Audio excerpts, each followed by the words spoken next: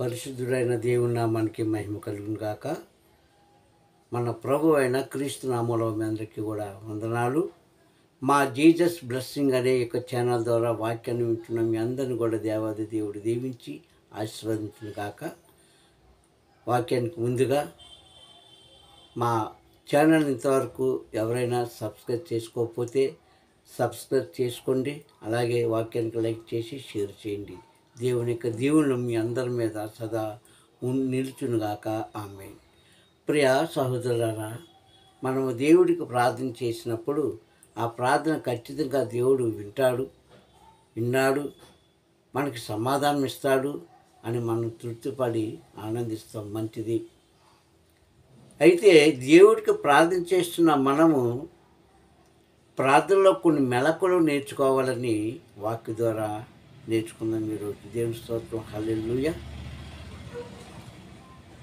ప్రియ సహోదరులారా, దేవుడి మీద ఆనుకున్న వారికి ఎటువంటి ఆటంకములు ఉండవని, దేవుడు ఖచ్చితంగా మనకు సహాయం చేస్తాడని, తన కుమారుడని క్రీస్తు ద్వారా మనకు సహాయాన్ని అందిస్తాడని ఈ విషయాలన్నీ మనకి చాలా జాగ్రత్తగా క్లుప్తంగా తెలుసు.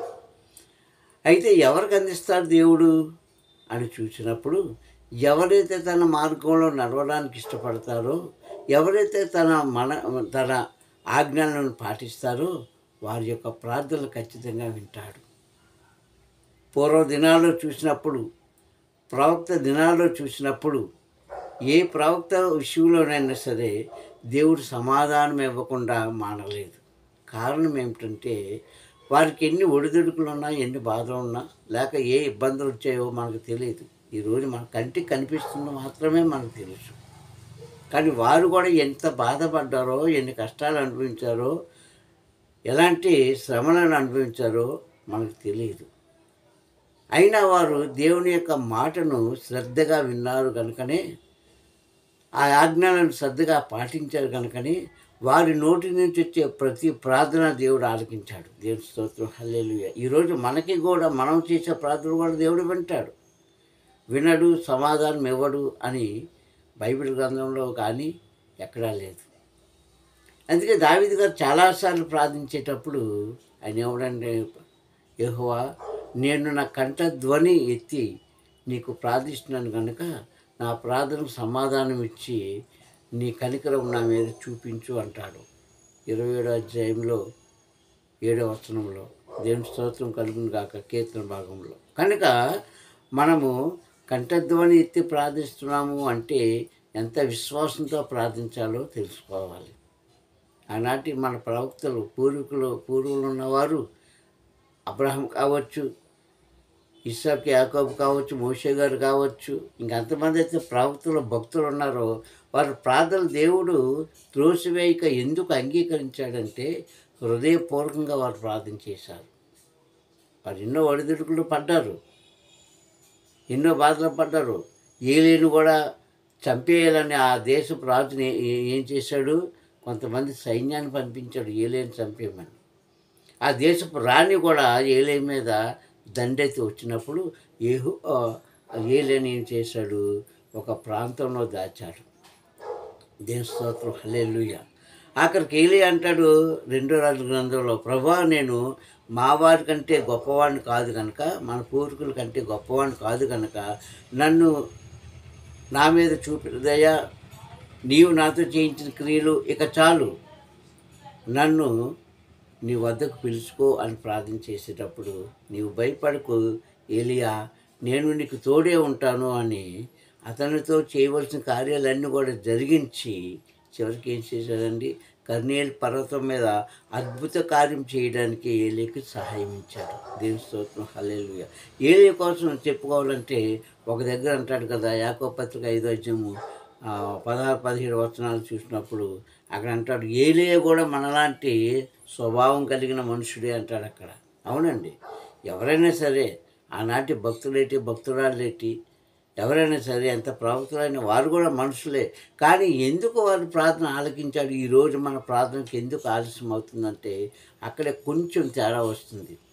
వారు హృదయాన్ని దేవుడి మీద ఆడుకొని హృదయపూర్వకంగా దేవుడికి నమస్కరించి ఆయన ఏం చెప్పాడో ఆ మార్గాన్ని మాత్రమే వారు అనుసరించారు. దేవుని స్తోత్రం, హల్లెలూయా. అలాగ అనుసరించిన ఈరోజు మనకి కూడా దేవుడు ప్రతిఫలం ఇస్తాడండి. ఎందుకంటే దేవుడు మానవ మాత్రుడు కాదు పక్షపాత బుద్ధి చూపించడానికి. దేవుడు అసూయపరుడు కాదు మనుషుల వలె. దేవుడు అహంకారుడు కాదు మనుషుల వలె. దేవుడు మనుషుల్లాగా వినలేని వాడు కాదు, చూడలేని వాడు కాదు, కనికర సంపన్నుడు. కనుక ప్రతి ఒక్కరిని ఆయన దీవిస్తాడు, ఆస్వాదిస్తాడు.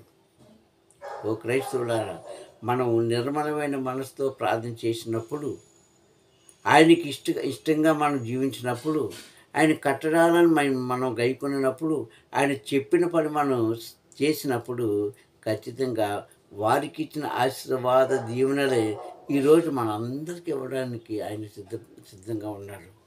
దేవునికి మహిమ కలుగును గాక. ఆమేన్.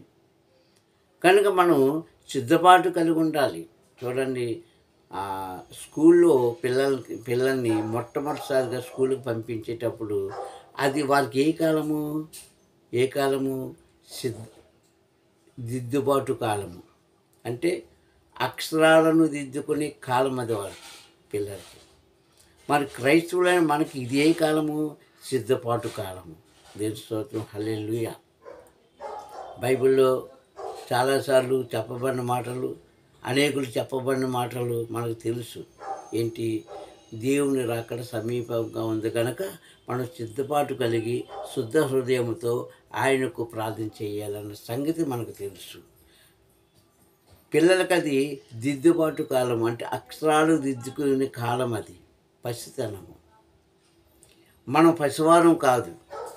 మనము దేవుని యొక్క రాకడ కోసము ఆయన మనకు అప్పగించిన పని చేస్తూ భయము భక్తితో జీవిస్తూ మనము ఆయన రాకడ కోసము సిద్ధపాటు కలిగిన జీవితం కాలం మనది. ఈరోజు క్రైస్తవుడిది సిద్ధపాటు కలిగి ఉండాలి ప్రతి క్రైస్తవుడు.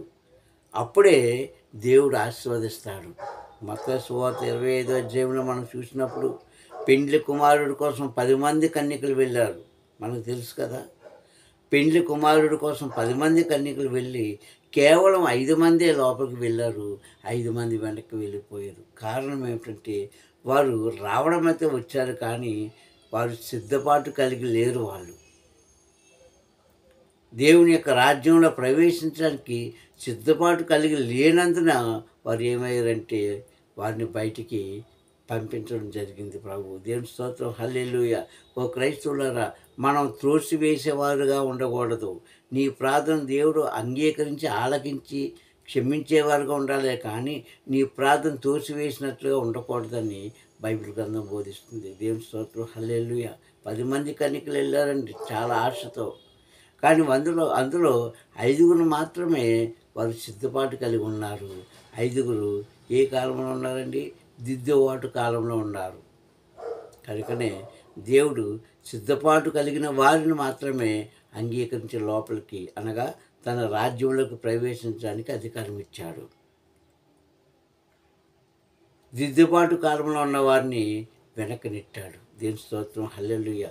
మనం వెనక్కి నెట్టించేవారుగా ఉండకూడదని ఈ వాక్యం ద్వారా మీకు తెలియజేస్తున్నాను. ప్రియా సహోదరులారా, చాలాసార్లు మనం బాధపడుతూ ఉంటాం, చాలాసార్లు పడిపోతూ ఉంటాం, చాలాసార్లు అనాలోచనలకు వెళ్ళిపోతుంటాం, చాలాసార్లు ఏదో మరొక మైండ్తో మనం ఏం చేస్తాం, ప్రభుకి కొంచెం దూరం అవుతూ ఉంటాం. ఎందుకంటే మనకు కలిగే కష్టాలను బట్టి, నష్టాలను బట్టి, వ్యాధ శోధనలను బట్టి మనం పడిపోతూ ఉంటాం. ప్రియ సహోదరులారా, అలాంటప్పుడే ఎలాంటి ప్రార్థన చేయాలండి? విశ్వాసం కలిగిన ప్రార్థన చేయాలి, దావీదు వలె. ప్రియ సహోదరులారా, దేవుడు మనల్ని కాపాడడు అని మనం ఎప్పుడు అనుకోకూడదు. కాకుంటే కాస్త ఆలస్యం అయితే అవ్వచ్చు. కాస్త ఆలస్యం అయినప్పుడు మనం ఏం చేయాలి? ఆ ఆశీర్వాదం కోసం ఎదురు చూడాలి. ఆ ఆశీర్వాద వచనం పొందుకోవడానికి మనము సిద్ధపాటు కలిగి ఉండాలి. ప్రియ సహోదరులారా, మరొకసారి మీకు చెప్తున్నాను, దేవుడు క్షమించేవాడే కానీ శిక్షించేవాడు కాదు. దేవుడి యొక్క శిక్ష ఎవరి మీద ఉంటుందో తెలుసా? చూడండి, సర్వసాధారణంగా మన కుటుంబంలో పిల్లలు ఉంటారు. అందరి మనస్తత్వం ఒకలాగా ఉండదు, ఉంటుందా? అక్క, చెల్లి, అన్నయ్య, తమ్ముడు ఉన్నారు ఒక ఇంట్లో. వీళ్ళు నలుగురు మనసు ఒకలాగా ఉంటుందా? ఉండదు. వారి ప్రవర్తన ఒకలాగా ఉంటుందా? ఉండదు. వారి జీవన విధానం ఒకలాగా ఉంటుందా? ఉండదు. కారణం ఏమిటంటే ఒకరి యొక్క మనస్తత్వం బట్టి ఆ జీవితం గడుపుతూ ఉంటుంటారు. అలాంటప్పుడు ఆ తల్లిదండ్రులు నలుగురిని సమానంగానే చూస్తారండి. ఎవరికేం లోటు రానివ్వరు. నలుగురిని సమానంగా చూస్తారు, సమానంగా పెంచుతారు. ఆహార విషయంలోనే కాదు, మరొక విషయంలోనే కాదు. వారు ఎదురు తిరిగితే చెప్పలేము, కానీ తల్లిదండ్రుల మాట విన్నంతకాలం కూడా నలుగురి బిడ్డను కూడా తల్లిదండ్రులు ఏం చేస్తారు? సమానంగా చూస్తారు. అలాగే సర్వాధికారి అయిన తండ్రి మనందరినీ సమానంగానే చూస్తున్నాడు. మనమే అనేక మార్లు దారి తప్పి వేరొక దారిలోకి వెళుతూ, వేరొక మార్గాన్ని అనుసరిస్తూ, వేరొక ఆలోచనలు మనం హృదయంలో ఉంచుకుంటూ మనం ఏం చేస్తామంటే కొన్ని మనకు తెలియకుండానే కొన్ని తప్పిదములు చేస్తూ ఉంటాము. దేవుని స్తోత్రం, హల్లెలూయా. ఆ తప్పిదనములే దేవుడికి మనకి అడ్డుగోడగా ఉంటున్నాయి. అలాంటప్పుడు మనం ఎంత కంఠధ్వని ఆకాశానికి పెట్టి ప్రార్థించినప్పటికీ, ఎంత హృదయము వ్యాధితో ప్రార్థించినప్పటికీ, ఎంత కన్నీరు కాచినప్పటికీ నీ ప్రార్థన దేవుడి దగ్గరికి చేరదు. కానీ ప్రభు అంటున్నాడు, నీకు నాకు అడ్డుగోడగా ఉన్న ఆ యొక్క కళంకం ఏదైతే ఉన్నదో అది తొలగించుకొని వచ్చి నాకు ప్రార్థన చేయన్నాడు. ఒక వ్యక్తి అడుగుతాడు, ఒక శిష్యుడు అడుగుతాడు ప్రభువుని, ఏమనంటే, ప్రభువా, నా నా యొక్క స్నేహితులు నా పట్ల కానీ లేక నేను వారి పట్ల కానీ తప్పిదం చేసినప్పుడు ఎన్ని మార్లు క్షమించాలి అంటే, క్రీస్తు అంటాడు మత్తయి సువార్త 5వ అధ్యాయంలో మనం చూస్తే మాటలు మనకు కనిపిస్తాయి. ఎన్ని మార్లు అంటే 70 మార్లు అంటాడు. అంటే నీ జీవితాంతం కూడా నీకు ఇచ్చిన ఆయుష్కాలం అంతా 70 సంవత్సరాలే. అధిక బలం ఉంటే 80 సంవత్సరాలు. ఆ మాట పక్కన పెడితే దేవుడు మానవుడికి ఇచ్చిన ఆయుష్కాలం అంతా 70 సంవత్సరాలు. ఆయన ఏమంటాడు? 70 మార్లు క్షమించాలంటాడు. అంటే ఏమిటి? నీ బ్రతికినంతకాలం కూడా క్షమించాలి. అలాగే ఆ వ్యక్తి కూడా బ్రతికినంతకాలం కూడా నీకు లోబడి ఉండాలని చెప్పిన మాట మనం జ్ఞాపకం చేసుకోవాలి. అలాగే మనం బ్రతికినంతకాలం కూడా దేవుడికి లోబడినప్పుడు ఎన్ని ఆటంకాలు వచ్చినా, ఎంత వేద సోదరులు మనల్ని వెంటాడినా, లేక ఒక్కొక్కసారి విసుకపోయినా దేవుని యొక్క పాదాలు పట్టుకొని విడవకుండా ఉంటే సర్వాధికారి తండ్రి మనవి ఖచ్చితంగా వింటాడండి. దావీదు తప్పు చేశాడు. కొంతకాలము మనలాగే మానవ జీవితాన్ని జీవిస్తున్నాడు కనుక లోకానుసారమైన ఒక తప్పిదమును ఆయన చేశాడు. ఒక చేసిన తప్పుదనానికి ఆయన ఏం చేశాడు? సరిదిద్దుకున్నాడు ఒక ప్రవక్త ద్వారా, ఒక యాజకుడి ద్వారా. అప్పుడు మరలా ప్రభు దగ్గరికి వచ్చి, ప్రభువా, నేను చేసిన తప్పు కనుక నన్ను క్షమించు అని ముమ్మారు ప్రార్థన చేసి చివరికి ప్రభు యొక్క హృదయాన్ని మరలా గెలుచుకున్నాడు. మరలా దావీదు ఈ భూమిని విడిచిపెట్టి వెళ్ళే వరకు కూడా ఎటువంటి తప్పు కూడా చేయలేదు. అప్పుడు ఆయన మనం ఆలకించాడా లేదా? ఖచ్చితంగా ఆలకించాడు. అందుకే దావీదుని అంటాడు, నా హృదయానుసారుడైన కుమారుడు అన్నాడు. దేవుని స్తోత్రం, హల్లెలూయా. అపొస్తలుల కార్యాల్లో. ప్రియ సహోదరులారా, మనము దేవుని మనస్సును గెలుచుకునేవారుగా ఉండాలి. ఒక మానవుడైన దావీదు కోసం దేవుడే సాక్ష్యం చెప్పాడు అపొస్తలుల కార్యాల్లో. ప్రియ సహోదరులారా, ఎంత గొప్పదనం అది! నీ కోసం నీ ఇరుగు పొరుగు వారు కానీ, పోని నీ ఇంటి వారు కానీ సాక్ష్యం చెప్పగలుగుతున్నారా? అనగా మంచివారు, మంచిది అని చెప్పగలుగుతారా? మీ బిడ్డలు సరిగ్గా చూడలేదనుకో, మీరు నీ బిడ్డలే, మన కన్న బిడ్డలే మనకి ఏమవుతారు? శత్రువులుగా తయారైపోతారు. అలాంటి దినాల్లో మనం ఉన్నాము. కానీ మరి దేవుడు మనం ఆలకించి మనకు ప్రతిఫలం దయచేయాలంటే మనం చేయవలసింది ఏంటి? శుద్ధ హృదయంతో ప్రార్థించేయి. కంఠధ్వని దేవుడికి వినిపించేలాగును ప్రార్థించేయి. ఆశీర్వాదం పొందుకునేలాగును ప్రార్థించేయి. దీవెన కృప పొందుకునేలాగును ప్రార్థించేయి. ముఖ్యంగా నీవు చేసిన ప్రార్థన దేవుడికి అంగీకారంగా ఉంటే ఖచ్చితంగా సర్వాధికారైన తండ్రి సహాయం చేస్తాడు. నిలబెట్టి ఆయన యొక్క ఆశీర్వాదంతో నింపి మనల్ని మన కుటుంబాలనే కాకుండా ఎవరైతే ఆయన మీద ఆనుకొని ఉంటారో ప్రతి కుటుంబానికి కూడా సహాయం చేస్తారని తెలియజేస్తున్నాను. ప్రార్థన. ప్రేమ స్వరూపే దయగలనైనా నీకు వందనములు. నా ప్రభా, నిష్కలంకమైన ప్రార్థన చేయమని నీ వాక్యం ద్వారా మాట్లాడినందుకు వందనములు. అయ్యా, అట్టి గుణము మాకు దయచేసి నీ కృప మాకు అనుగ్రహించి ఆశీర్వదించి దీవించి మహిమ పొందుకుంటామని తండ్రి రాబోతున్న దినాల్లో తండ్రి శుభమని ప్రార్థిస్తూ వాక్యం ఉన్న బిడ్డలకి నా ప్రభా ఆయన నీ మీద అమితమైన విశ్వాసంతో ప్రార్థించి ప్రార్థనకు ప్రతిఫలం వారు పొందుకునేలాగును నీ కృప అనుగ్రహిస్తావని క్రీస్తు నామములో అడిగి పొందుకుంటున్నాం పరమ తండ్రి. ఆమేన్, ఆమేన్, ఆమేన్. మీ అందరికీ మరొకసారి ప్రభునామములో వందనాలు. Praise the lord, praise the lord.